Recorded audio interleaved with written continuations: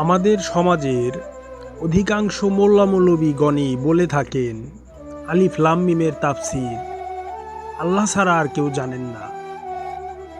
সেই সাথে ইসলামী সাহিত্যের মহাগ্রন্থ কোরআনের যতগুলো তাফসীর রয়েছে সকল দেশের সকল ভাষার, তার প্রায় অধিকাংশের মাঝেই এটাই বলা হয়েছে যে আলিফ লাম মিমের ব্যাখ্যার জায়গায় যে এটা আল্লাহ ছাড়া কেউ জানেন না। কিন্তু প্রকৃত অর্থে যেটা শুধুই আল্লাহ জানবেন বা জানার কথা, সেটা কখনোই আল্লাহ পাক মানবজাতি হেদায়েতের উদ্দেশ্যে কোরআনে দিতেন না। সূরা বাকারার ১ নং আয়াত এবং ২ নং আয়াতের ব্যাখ্যার সাথেই আলিফ লাম মিমের রহস্যটা কিছুটা হলেও ব্যাখ্যা করার চেষ্টা করছি। আলিফ লাম মিম সূরা বাকারা আয়াত ১ এবং সূরা বাকারার আয়াত নং ২-এ বলা হয়েছে, ওইটাই কিতাব, নাই কোনো সন্দেহ ইহার মধ্যে, মুত্তাকিদের জন্য হেদায়েত। আল্লাহর আপন জাত নূরে মুহাম্মদী নাম ধারণ করে সেই নূরের মাধ্যমে বিচিত্র সৃষ্টিরূপে আল্লাহ বিকাশ ও প্রকাশ বিজ্ঞানকেই কিতাব বলা হয়। আল্লাহর এই বিকাশ বিজ্ঞানের সর্বশ্রেষ্ঠ রূপটি ধরা পড়ে মানব দেহে, তাই মানব দেহকেই আল কিতাব বলা হয়। আল কিতাবের সর্বশ্রেষ্ঠ জাহিরি রূপ হলো এই মানব দেহটি এবং বিকাশ বিজ্ঞানটি হলো বাতিনি কর্মফল।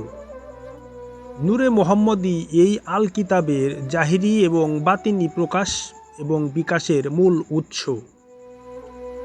নিজের দেহটিকে পাঠ করা তথা আপন দেহের মাঝে আপনার অনুশীলন করার অপর নামটিই হল আল কিতাব পাঠ করা।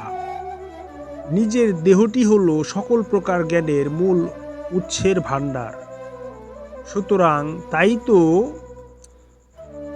প্রকৃত মুমিনগণ বলেছেন, যাহা কিছু আছে এই বিশ্ব ব্রহ্মাণ্ডে তাহা আছে এই একটি মানব দেহে। আলিফ লাম মিম যদিও ৩টি অক্ষর মাত্র, কিন্তু এখানে আলিফ লাম মিমটাই হলো কিতাব, তাই জালিকাল কিতাব তথা ওইটাই কিতাব বলা হয়েছে। কিন্তু এখানে বলা হয় নাই হাজাল কিতাব তথা এইটাই কিতাব। এখন এইটা না বলে ওইটা বলার কারণ কি? ওইটা বলতে কোনটা বোঝানো হয়েছে? আলিফ লাম মিমটাকেই বোঝানো হয়েছে কিতাব। আল্লাহর এই রহস্যপূর্ণ কথাগুলো বুঝতে না পেরে অনেকেই বলে ফেলেন যে ইহার ব্যাখ্যা তথা আলিফ লাম মিমের ব্যাখ্যা একমাত্র আল্লাহ পাকই জানেন।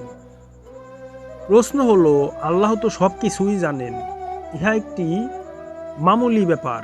কিন্তু যেহেতু এই কথাগুলো প্রকাশ্যে আল্লাহ পাক বলেছেন, সেই হেতু ইহার ব্যাখ্যা ও বিশ্লেষণ অবশ্যই আছে।